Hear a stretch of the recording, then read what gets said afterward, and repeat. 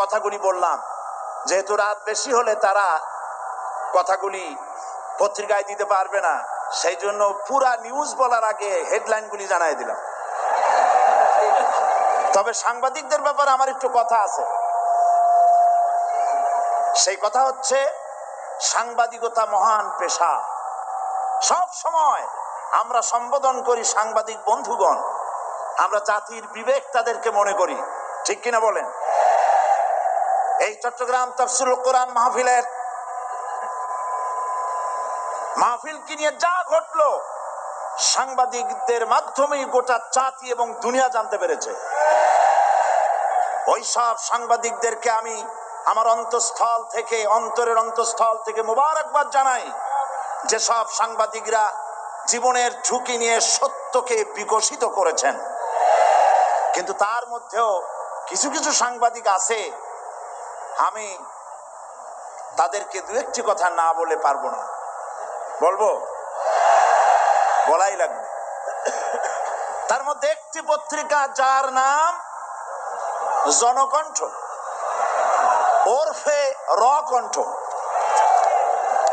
এই পত্রিকাটি আজ রিপোর্ট করেছে, জনকণ্ঠ,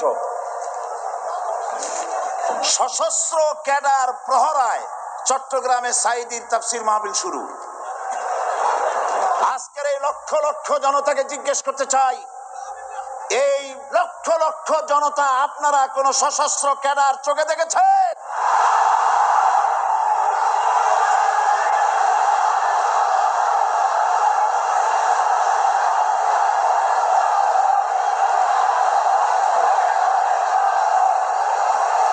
আমেন।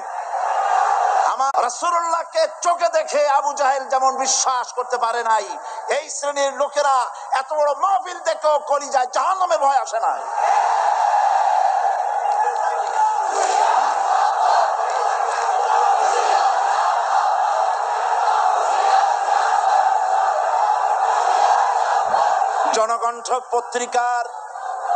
জনকণ্ঠ পত্রিকার সাংবাদিক যদি খুঁজে খুঁজে সশস্ত্র ক্যাডার আপনি এভাবে খুঁজে খুঁজে পান, সাংবাদিকতার চাকরি ছেড়ে পুলিশে চাকরি নিন। আপনার দ্বারা অন্তত পুলিশ বাহিনী উপকার পাবে। এত বড় মিথ্যে কথা লিখবেন না, আপনাকেও মরতে হবে এবং আল্লাহর কাছে আপনাকেও জবাবদিহি করতে হবে। এবার যুগান্তর।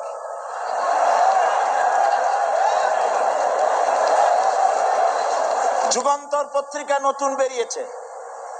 যুগান্তরকে দেশবাসী